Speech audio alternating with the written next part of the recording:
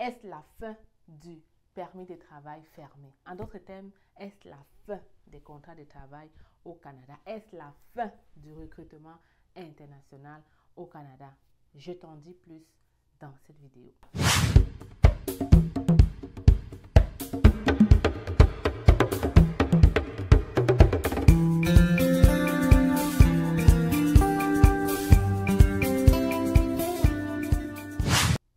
Les amis, si en ce moment tu as reçu un contrat de travail pour le Canada, je vais te demander d'être très vigilant parce qu'en ce moment, recrutement à l'international sera très difficile, voire quasi impossible. Écoute la vidéo jusqu'à la fin, je t'explique pourquoi.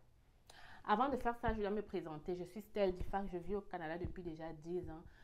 Ça fait plusieurs années que je fais des vidéos et grâce à moi, plusieurs personnes ont réussi leur rêve canadien. Ici, on parle d'immigration, d'intégration, d'entrepreneuriat au Canada. Alors, si tu viens de me découvrir, n'hésite pas à t'abonner, partager et surtout liker celle-ci si tu auras apprécié. Je sais que le sujet est un peu bizarre, mais ne t'inquiète pas. Je vais te dire pourquoi je pense que c'est la fin. On s'en va vers la fin du permis de travail fermé au Canada. Avant de continuer, je dois quand même rappeler que je suis en grosse promotion sur le guide du résident permanent, mais aussi sur la procédure de résidence permanente et sur le guide étudiant. Alors, n'hésite pas à faire un tour dans notre site pour voir de quoi est-ce qu'il s'agit. Et si tu es intéressé, tu m'envoies juste un email pour pouvoir toi aussi profiter de ce gros rabais qui ne durera pas longtemps. Ces guides-là ont déjà démontré. Plusieurs personnes ont eu le visa juste à partir de ces guides-là et ils ont épargné beaucoup d'argent, des bourses d'études, des contrats de travail, même si aujourd'hui ce n'est plus vraiment très d'actualité, mais il y a la résidence permanente qui reste un excellent moyen pour entrer au Canada. Alors dirige-toi vers le site ou dans mon email et je te ferai ça. Alors les amis, je vais prendre juste un seul point. Vous savez que récemment, on a changé une loi concernant la masse salariale que les employeurs au Canada peuvent dorénavant avoir. C'est-à-dire quoi? Je vais prendre terre à terre. Je pense qu'on se comprend mieux comme ça. Le gouvernement s'est levé, le gouvernement a dit dorénavant, toi entreprise au Canada, tu n'as plus le droit d'avoir plus de 20% dans ton personnel comme travailleur étranger temporaire. La suite de ça, c'est que beaucoup d'entreprises ont renvoyé des gens. Et plusieurs de ces personnes qui ont été renvoyées, qui sont déjà dans le territoire canadien, la seule solution qu'il leur reste à faire, c'est bien sûr d'aller chercher un autre employeur.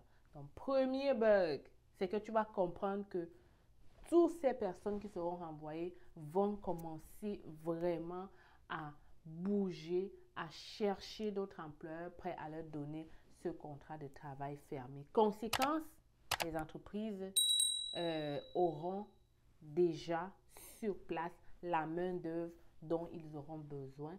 Donc, aller à l'international ne serait plus une option vraiment pour eux. Donc, ça, c'est le premier bug.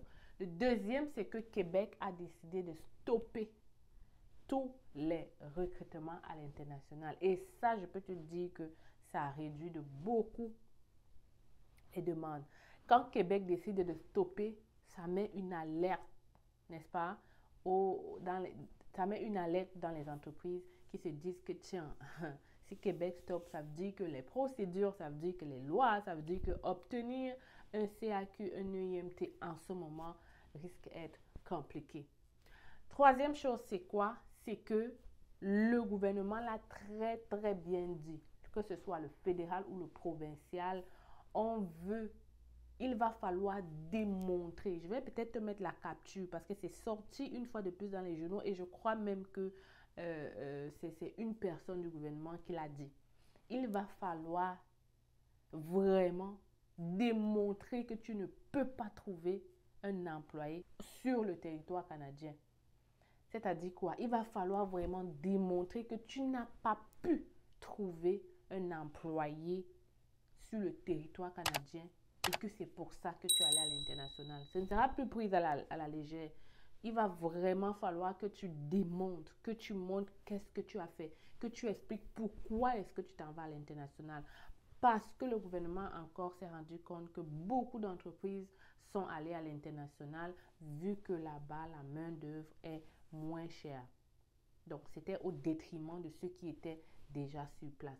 Ça fait que ils sont en train de changer les lois et ces lois qui sont en train de changer rendent difficile l'accès au permis de travail, au contrat de travail. On n'est plus à l'ère de la COVID, là, où les employés, même les employeurs cherchaient, ils étaient prêts, ils venaient même toquer à la porte des agences pour dire non, moi je veux recruter à l'international. Comprenez aussi que c'est parce qu'en ce moment, le gouvernement faisait beaucoup la promotion du recrutement à l'international. Le gouvernement subventionnait. Oui, si tu ne le savais pas, le gouvernement donnait de l'argent aux entreprises. Ça veut dire que tu payes et ensuite tu t'en vas réclamer au gouvernement. Sur certaines conditions, on te remboursait presque la majorité des frais de service, les dépenses des billets d'avion et tout ce qui va avec. On te remboursait beaucoup. Ça veut dire que le gouvernement lui-même, n'est-ce pas, demandait. Lui-même, il disait à ces entreprises que oui, go, go, go, allez à l'international chercher la main-d'œuvre. Les lois étaient donc amoindries, les procédures rapides, parce qu'on comprenait qu'on était dans un problème de pénurie de main-d'œuvre et qu'il fallait accélérer le processus. Ce n'est donc plus le cas en ce moment. La pénurie de main-d'œuvre a été grandement comblée par les visiteurs qui sont entrés nombreux, les étudiants qui maintenant avec leurs problèmes, n'est-ce pas, d'école et tout ça, vont probablement virer vers les demandes d'asile. Ça veut dire qu'ils vont avoir les permis pour travailler. Et les résidents permanents qui sont entrés au Canada.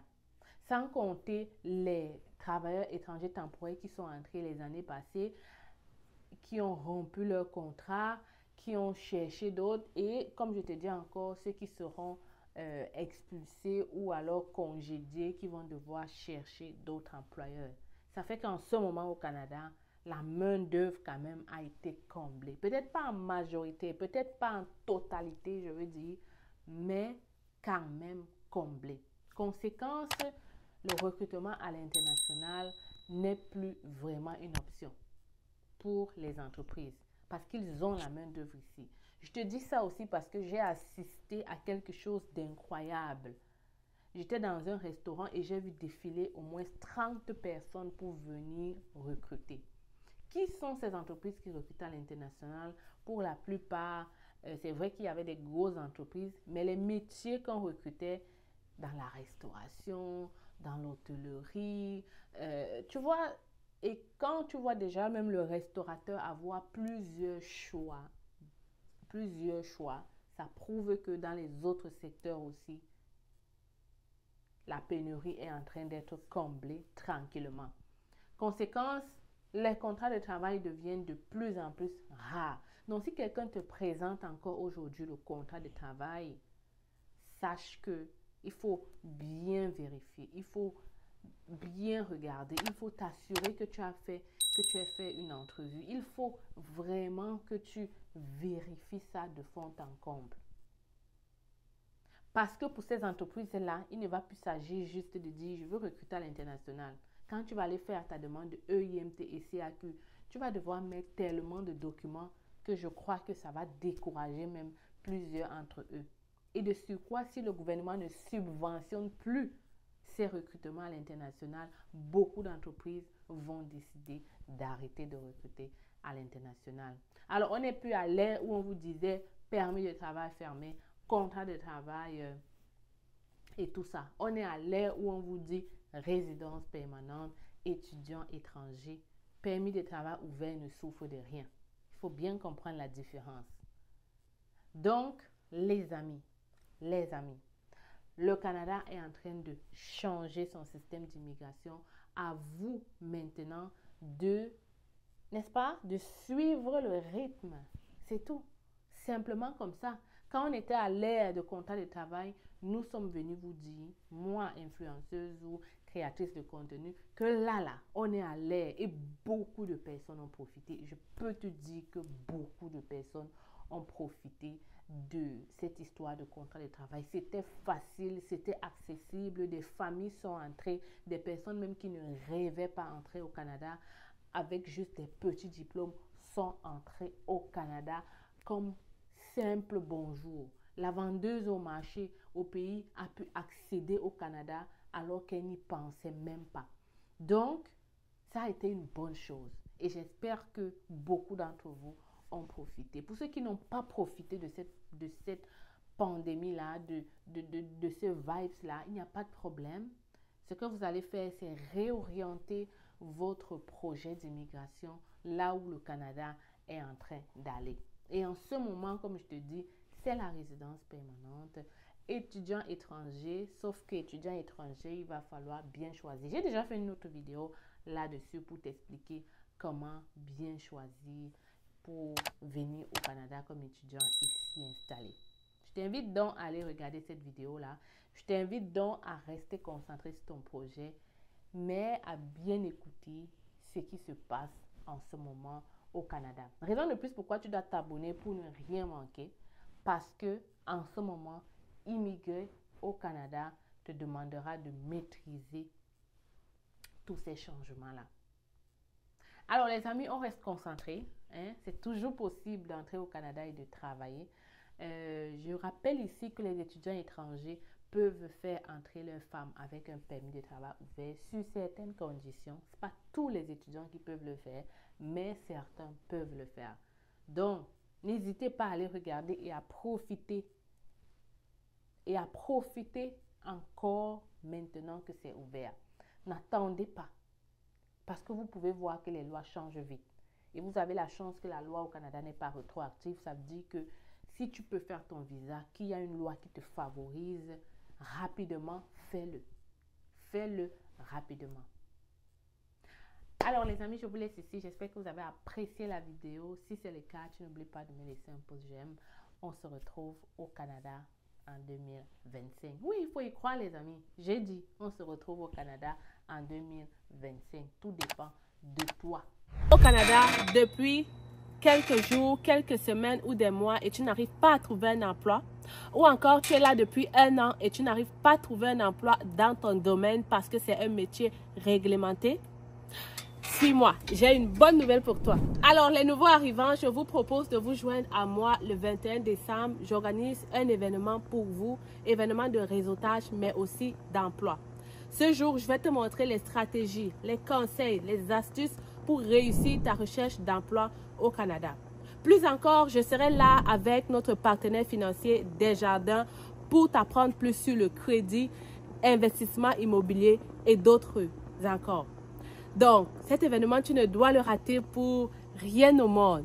Viens donc te joindre à moi et ça me ferait un plaisir d'avoir un entretien en privé avec toi pour discuter de ton projet au Canada. Il y aura un bal de nouveaux arrivants. Vous n'avez pas idée de ce qui vous attend. Franchement, venez, on va travailler dans la bonne ambiance. On se retrouve là-bas, n'est-ce pas? Big up.